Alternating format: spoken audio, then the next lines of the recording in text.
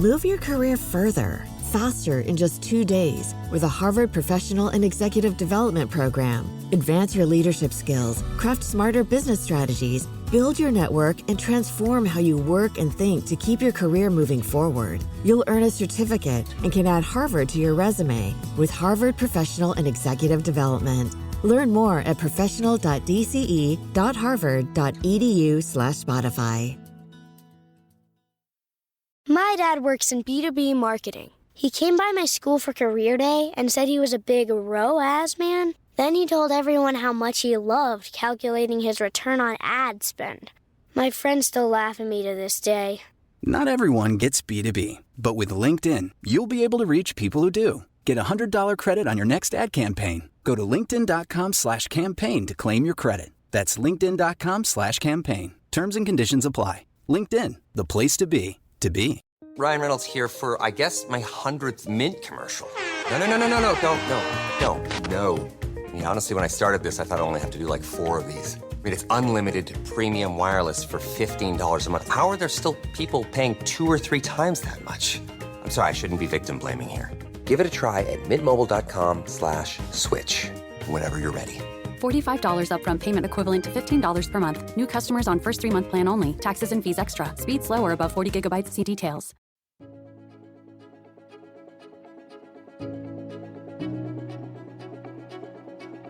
Welcome to Book Talk for Book Talk, a podcast where we deep dive into the writing of your favorite novels.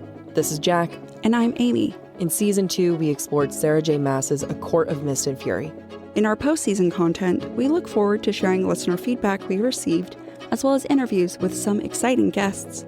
You can also expect to hear some special listener-requested content. The views expressed by the hosts and guests are entirely their own and in no way represent the thoughts or intentions of the original author. This podcast is a discussion shared to spark thought and conversation on the characters and themes of this novel. Though the hosts speak mostly within the constraints of this book, series spoilers may be discussed with or without warning. Explicit language, as well as themes of sex, violence, abuse, self-harm, and depression will recur throughout the podcast. Listener discretion is advised. And now a shout out to our Patreon trophy wives.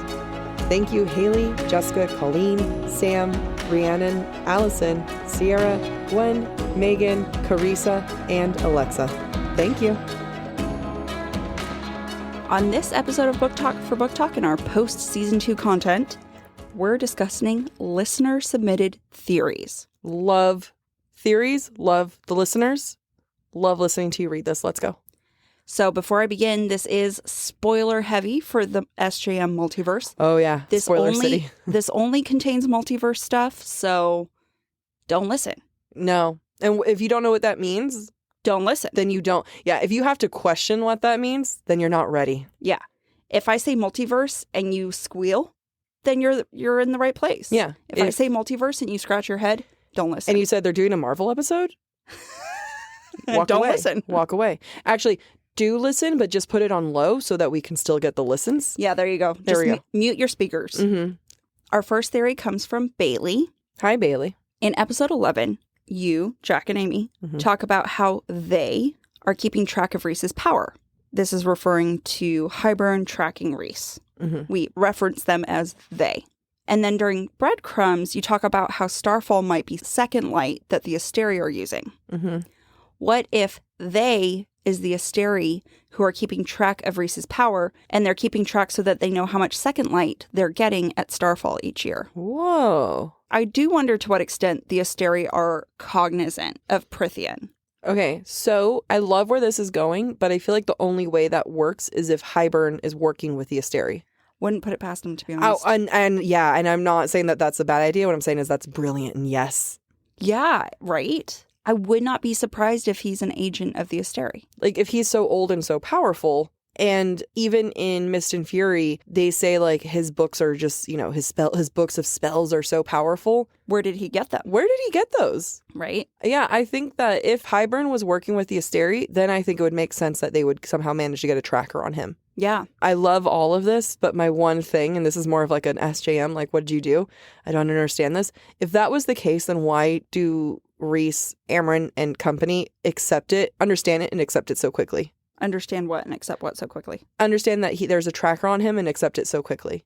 If it was such an impossible thing, or if it's like the Asteri and they're like, this has never happened before, like what? You know, there's just more of like, yeah, there's a tracker on him. Yeah, that sucks. Yeah, for me, that comes across as a convenience thing. Yeah. I hope SJM, if she comes back to polish things up like she does, or she'll like dip back and be like, oh, this will work. I hope this is one of those things. One of those things that she explains later on. Yeah. Yeah, I hope so too.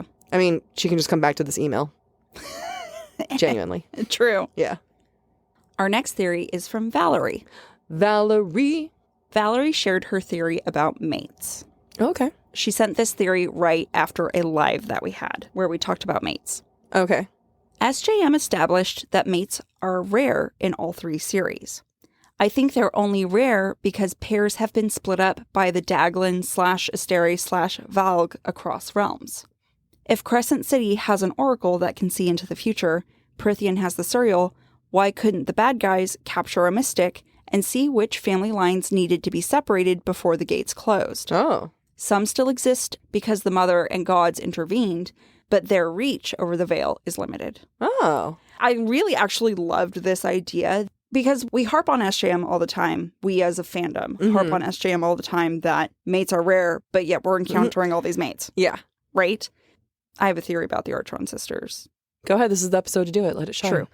I have a theory about the Archeron sisters being starborn because in Akawar, the Bone Carver talks about a Fae warrior who sealed the death gods and that her blood still runs in human lines. And I think the Archeron mother is a descendant. Yeah. And that's why Feyre and Nesta and Elaine have so much power when they become Fae and have Fae mates. So I will also go back to like one of the lines that happen in Akamoth. I think it might be Amren who says it, or one of the people, but they're like, all the key players are coming back out. There's clearly something about this time that's like, whoa, like this is, you know, Farrah's been made. That's never happened before. And then her sisters, you know, and it's like a very like, and all the key players are coming back. And it's one of those like all the stars are aligning. So I'm willing to forgive the like, wow, everyone has a mate with the explanation of like, look, it's something in the stars. Mercury was in retrograde. Matrograde. Don't say it. I wasn't. Don't. I was thinking how that could be a shirt. Okay, love that. Mercury is in matrograde. Yes. I like that. Yeah, Mercury's in matrograde because it's SJM and everyone has a mate. Again, I'm willing to forgive it, her writing. About mates. But I do like Valerie's theory about how mates have been split up. It would be interesting to see mates come together across the multiverse. Oh, yeah. Which I think they will. Like, what if Azrael's mate is somewhere else? Yeah. Is in Lunathian. So this is, I mean, now we've held back so much because during lives we try not to talk about it, but I feel like we have free reign right now. Yeah. So I've always wondered if, you know, people talking about like Gwenriel and Ariel, that's Gwen and Azrael and Elaine and Azrael. But I'm like, shit, man, what if his mate's on the other side? Like, right. You know, like we don't know. I don't think so, but it's just like there's going to be some crossover with that. Actually, when we were talking about this last live we did, you were saying that you think Cassian's going to die. If he does, somehow he's going to be brought back in another world type thing. Reincarnation. Well, and I've talked a lot this past season about how I think Feyre and Rhys are reincarnated beings. Yeah, yeah. What if everybody who dies in Prythian stays in Prythian? No, what if their next life is in like Lunathian? Yeah, like they're going through the 7 rings of hell. Yeah, they're going through cycles. Yeah, yeah. That would be interesting. That would be interesting. We need to like do a serious deep dive into Happy Hermits channel. I know. It's sorry, like she Lily. comes. Yeah, I go caught up on everything.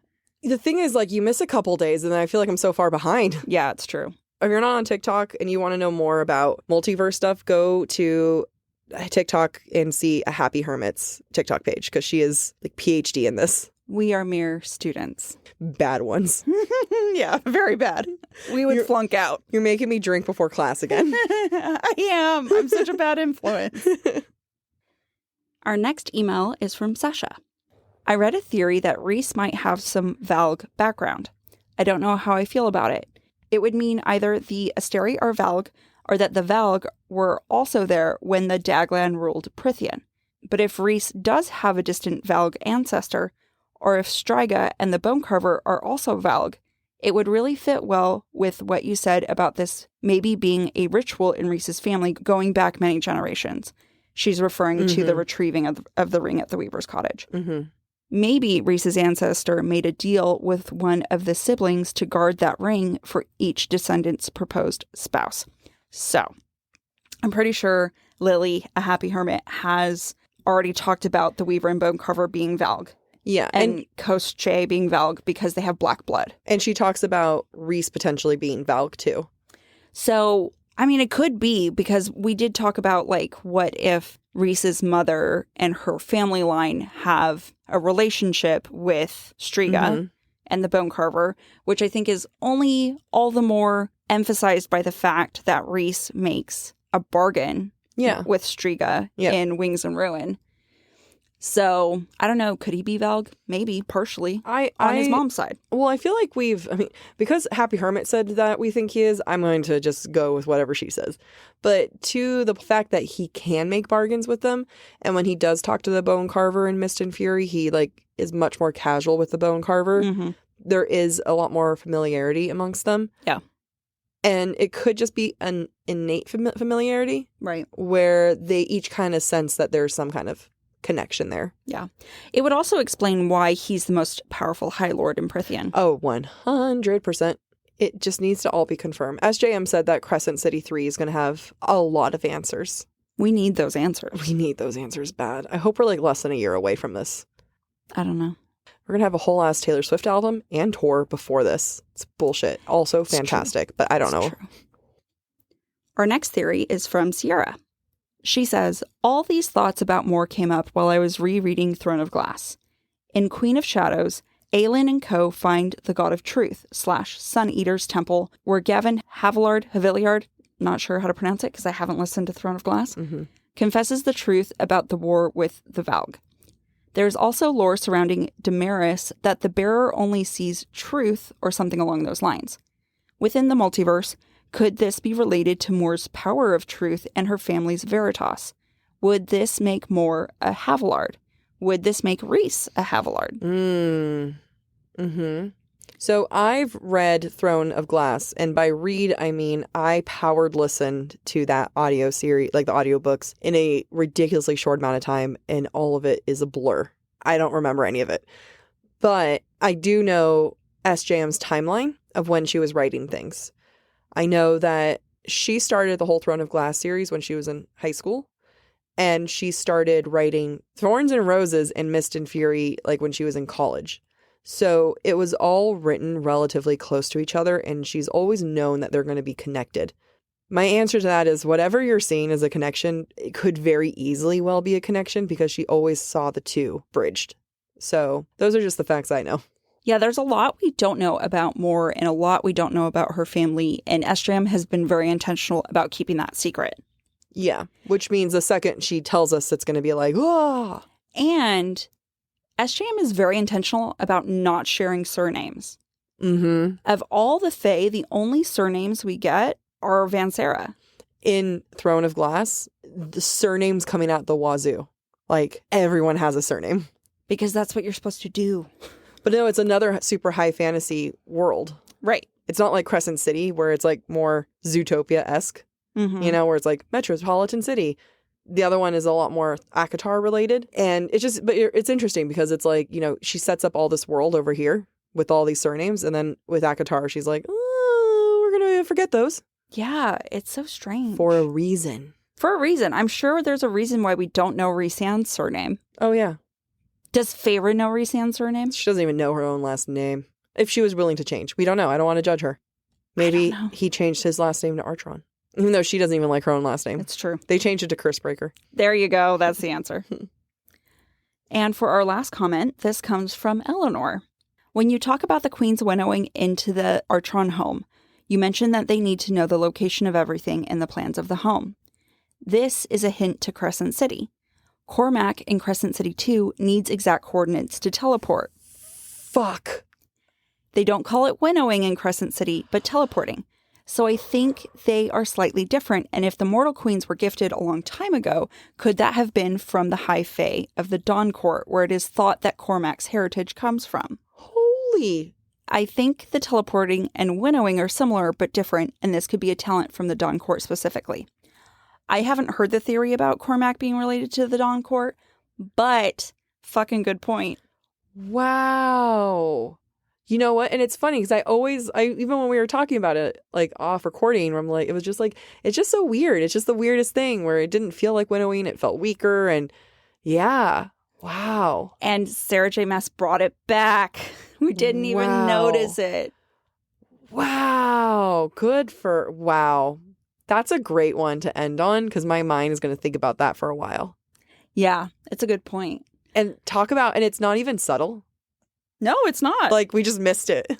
No, it's not. Yeah, because, before we know that Crescent City is linked to a Court of Thorns and Roses, we know that Cormac can teleport. We know it sounds like winnowing, but isn't winnowing. Because what's the main thing? He has to know where he's going. Right. And so you don't automatically assume Crescent City is linked to Thorns and Roses. You just think, oh, SJM's copying and pasting her powers. Yeah. Which a lot of people did think. Right. But it's not like quite the same. Yeah. And here we are. It is a copy and paste, but it was intentional. The brilliance. You're lucky, Amy. You came into things like at the end of everything. Like, the whole Akatar series was done. And then you read Hosab after you saw a TikTok that was like, you need to read Hosab. Yeah, I saw a TikTok where it was someone who was like, I'm an Akatar fan. I'm never going to read Crescent City. And then my friend said, let me read you the last 4 words of Hosab. Yep. And so you got to read it. It took a while for me to like Crescent City, the first one, because it just was like the first time I read it, I'm like, oh, it's the same thing all over again. Mm-hmm. And now I'm like, it was intentional. You're like, damn it, you're brilliant, Sarah. Like, wow, good job. I love our listeners. They're so smart.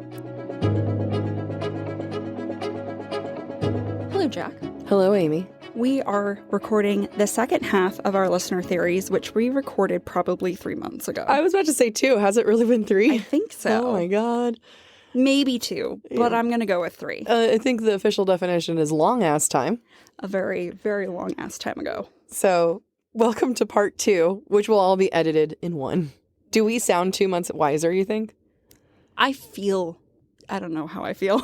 I was just a wee lass of 32. You were. Now you're 33. Now I'm 33. Our listeners, any UK, you know what? They're going to make fun of me. Yeah, they are. Ireland and UK listeners, you're allowed to make fun of me. Everyone else, no. No one else. No one else. Fall has officially started here in Los Angeles, and that means we finally get to do fall activities.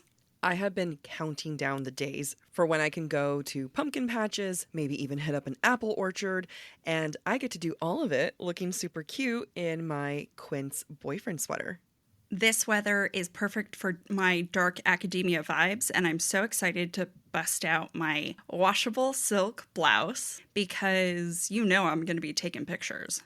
Quince is known for their Mongolian cashmere sweaters from $50. And that's not all. Quince has so many other amazing things on their website.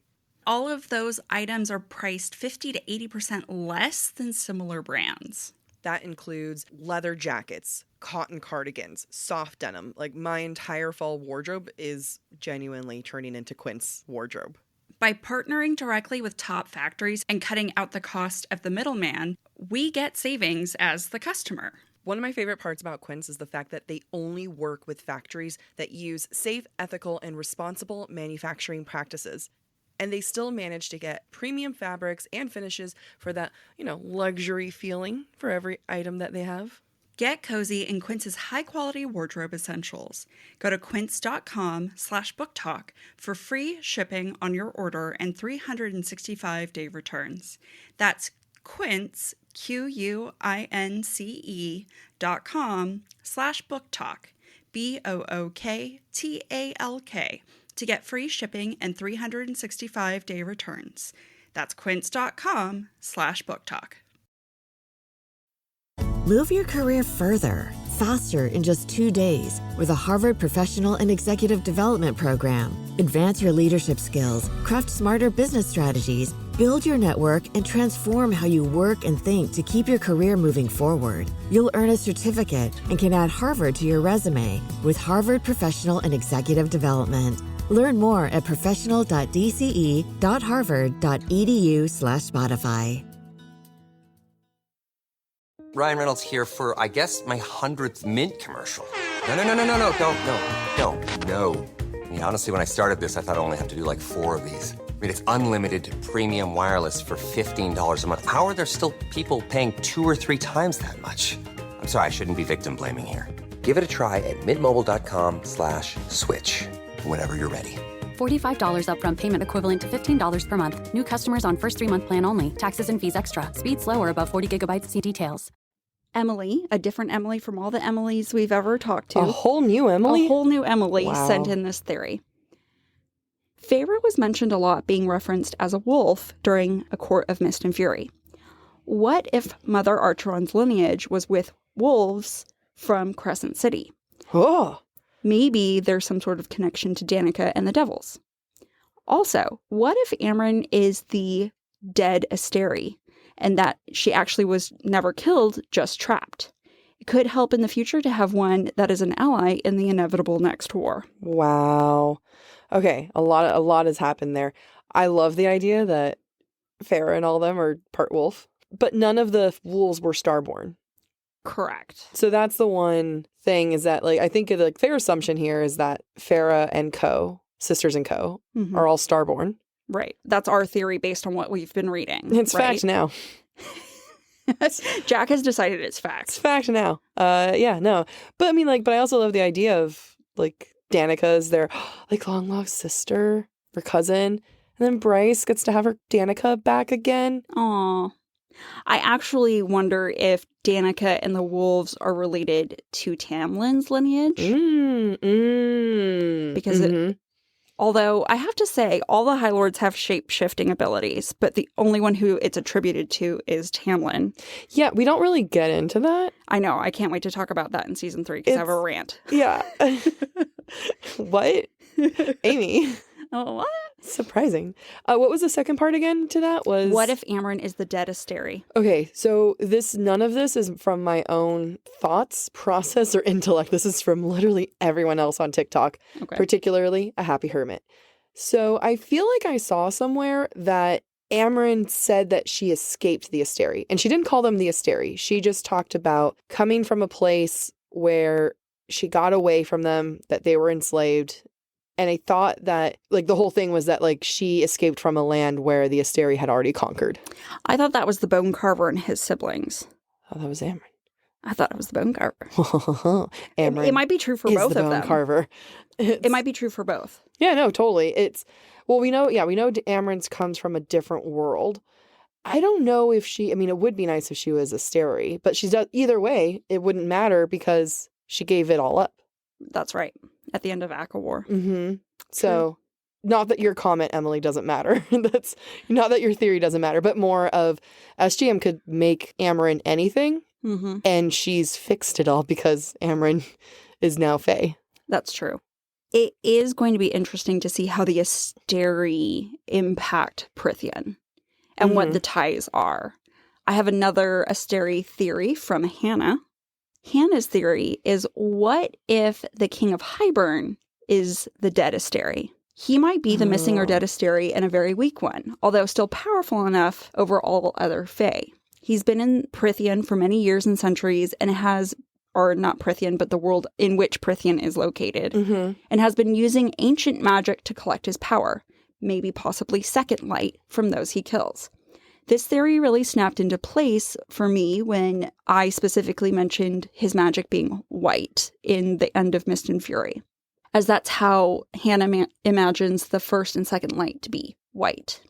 Since the cauldron is the creator of the universe, what if the cauldron utilizes first and second light, and that's what the King of Hybern is utilizing to power the cauldron? Wow. All right. I'm processing a lot to take in there. I like that, which my voice doesn't sound like I do, but I do. I think a lot of it is me remembering there was a missing Asteri. And then... What? Wait, what? Yeah. So, yes, I can definitely see potential there. Question, the Asteri, they just consume the light. They don't really shine the light. Correct. As far as I recall. As far as we know. Like, what do we know? I haven't read Hosab since it came out. That was a while ago. It was a while ago. So I feel like the missing Asteri is definitely going to come back into play, obviously. What if they're in Throne of Glass world? I don't know. Yeah, I'm not confident we've met the missing Asteri yet. Yeah. I definitely don't think they're dead. I think they're in hiding. Yeah. But I don't know that I know who they are. Well, we know that there's a whole ass other world. Hell. Oh, also true. You know, like, I mean, that's where the cat came from. Right. The cat prince. The hot cat prince. Yeah, I can't remember his name off the top of my head. Hot cat prince. No. Prince of all kitty hotness. I don't know, but it's... So we know that there's that world, and then we also know that Throne of Glass is there. We already gave a warning for spoilers, obviously, but I'm going to give you, Amy, a spoiler. Okay. If that's okay. Yeah, totally fine. So in Throne of Glass, there's one part where our main character, Aelin, she goes Super Saiyan. Mm-hmm. And got it. That's the best thing I can explain to you.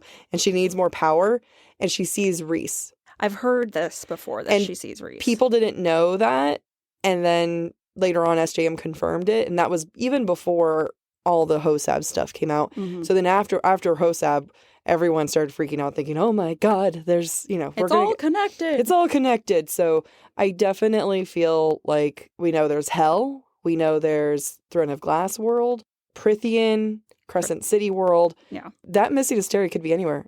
They could be in this room right now. Oh. Is it you or me? You're about to say you. I was. I saw it in your eye. I saw you make that decision, and then I saw you hold it back, not wanting to insult me. The one time you wear your glasses.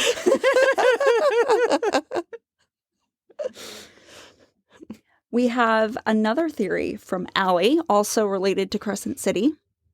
Her theory is that Nesta will power Bryce's horn. At the end of Silver Flames, the mother intervenes and saves Nesta from losing all her Silver Flame powers, at which point she gets an undescribed black tattoo. Seems suspiciously similar to Bryce's back horn tattoo.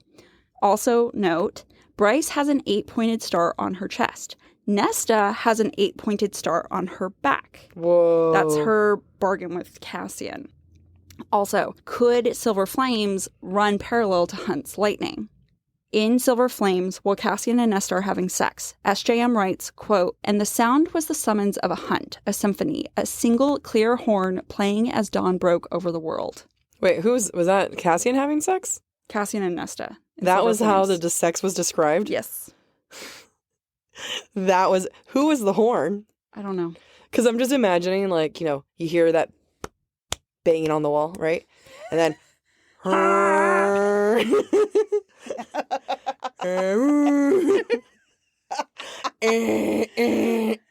my goodness. I don't have Silver Flames with me, so I can't look up. I believe the quote, because it sounds like something that as you're reading, you're like, this is hot, and then you read it out of context here. Or not out of context, just like away from everything else. And a horn. That's a very deliberate choice. No, it is. It is such a deliberate choice, and I just want to ask Sarah. Hey. I will say, I always thought Cassian and Hunt were way too similar. Really? Oh my gosh, they are the same person. Oh, I did not believe. I don't know if I believe that. Convince me. I just think their senses of humor when they're around their mate are the same. Mm-hmm. And their protectiveness. And I don't know, Hunt seemed nondescript to me because he didn't seem original, because I saw Cassian. Okay. Get ready for this.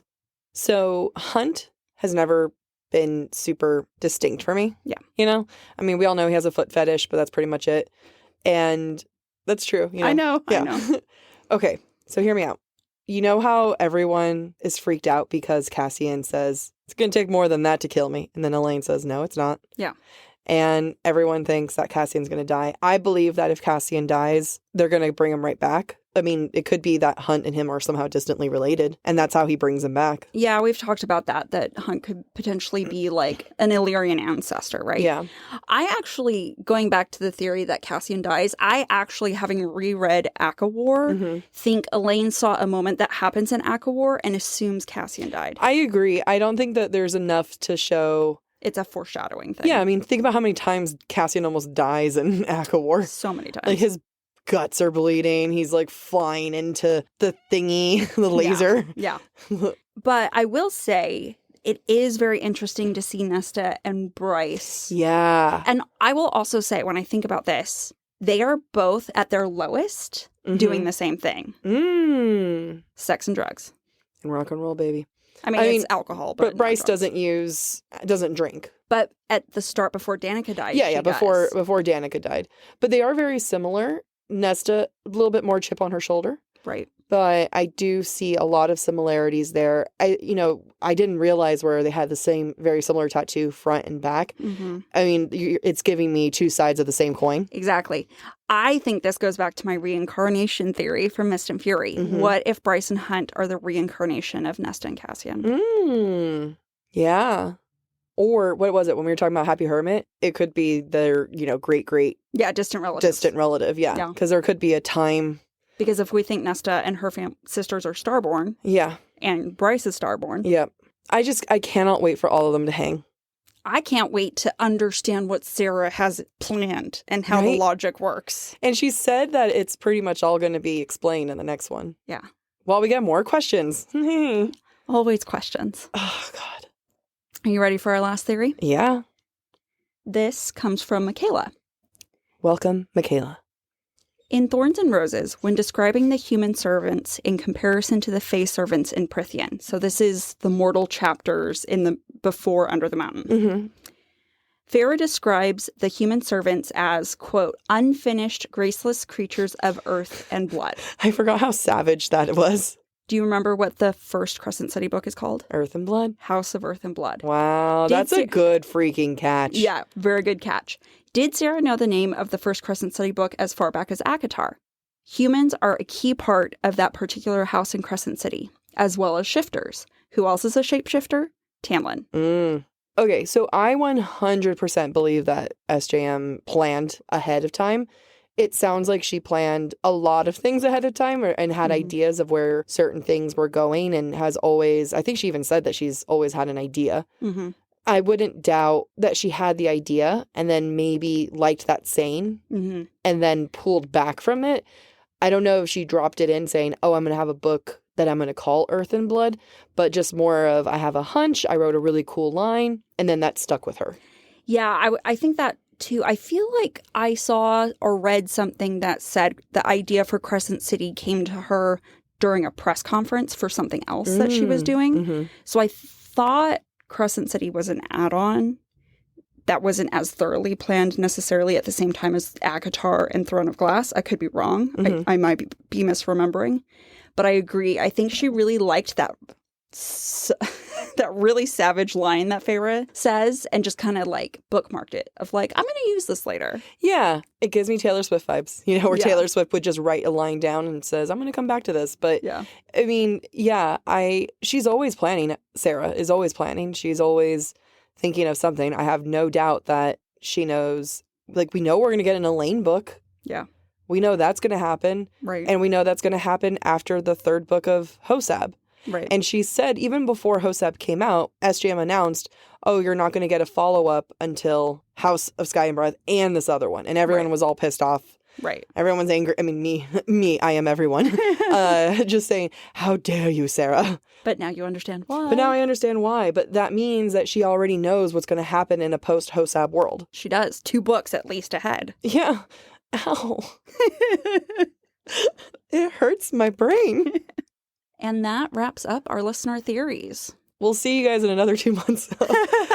No, we'll be sure to include more listener theories as we receive them in our mini episodes in the future. Please go to our website, booktalkforbooktalk.com, and we have a lovely place for you to submit your theories and everything so that we can do the mini episodes. Yeah, use the form. We read them, and we're not always good at responding quickly. but we want to hear your thoughts and have a conversation about them. This is how we want to have our mini episodes. We won't have them be as long as this. It'll be, some might call mini, but it'll be a lot shorter. But we want to have this dialogue because you guys are so smart and you have such great theories. And you remember more than we do half the time. Oh, God, yeah. More than half the time. I'm missing Asteri. What? When did that happen? I remember-ish now. Remember-ish now? I caught that. I was hoping that you wouldn't. Honesty here.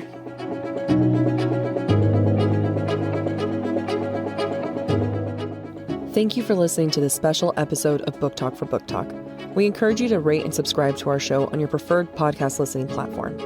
As we gear up for Season 3, where we will deep dive into A Court of Wings and Ruin, we will continue to share between-season thoughts, interviews, and exclusive content. We would love to hear your thoughts based on today's conversation. You can submit your comments to our form at booktalkforbooktalk.com for a chance to have your feedback discussed during a weekly mini episode. If you are enjoying the podcast, please visit our website, booktalkforbooktalk.com, to view our latest merch and learn about supporting the show through Patreon, Ko-Fi, or Venmo.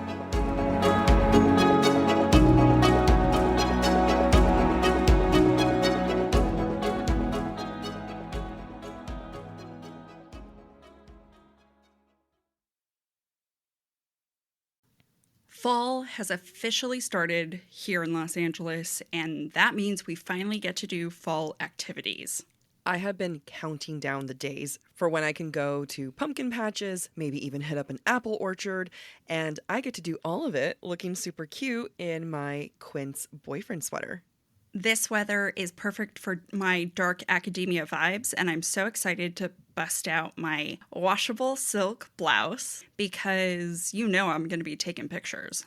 Quince is known for their Mongolian cashmere sweaters from $50.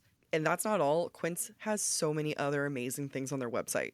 All of those items are priced 50 to 80% less than similar brands. That includes leather jackets, cotton cardigans, soft denim. Like, my entire fall wardrobe is genuinely turning into Quince wardrobe. By partnering directly with top factories and cutting out the cost of the middleman, we get savings as the customer. One of my favorite parts about Quince is the fact that they only work with factories that use safe, ethical, and responsible manufacturing practices.